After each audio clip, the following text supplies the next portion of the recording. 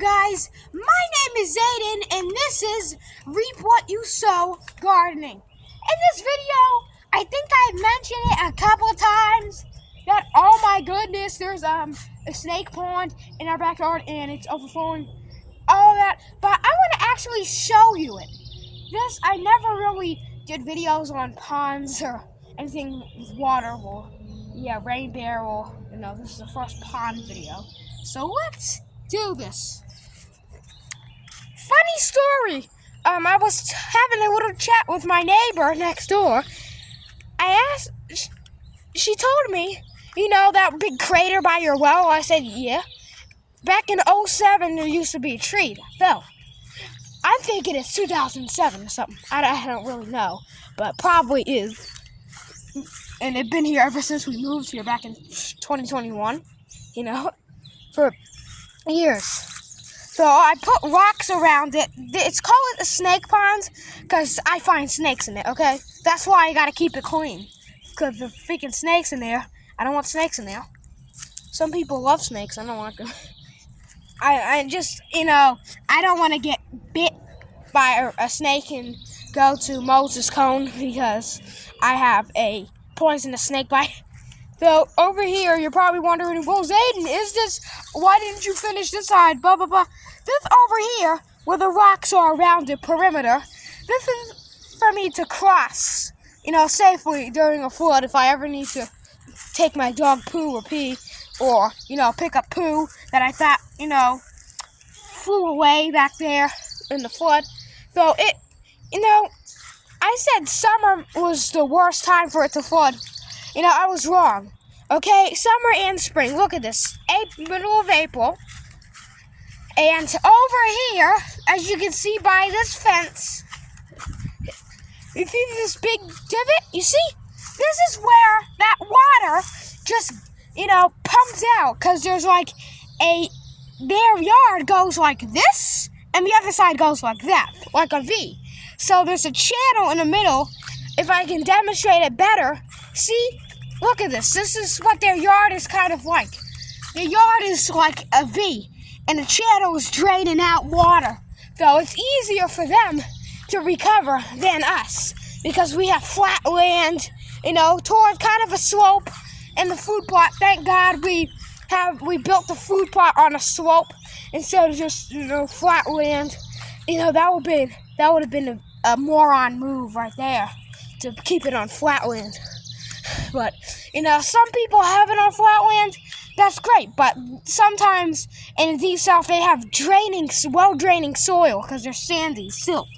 Here we don't. By South Carolina, all that stuff, yeah, there is.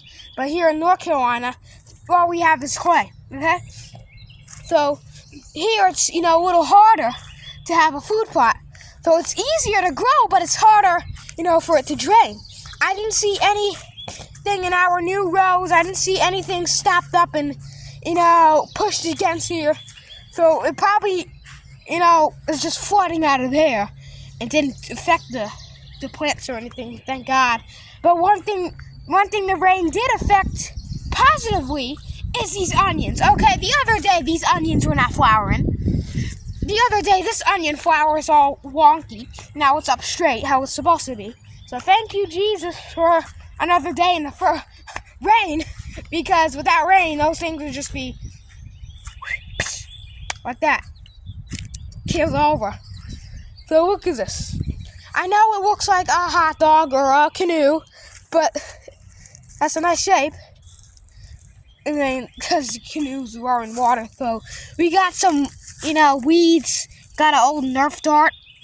I think that's Nerf brand. I don't care. It's just rotting apart in my hands.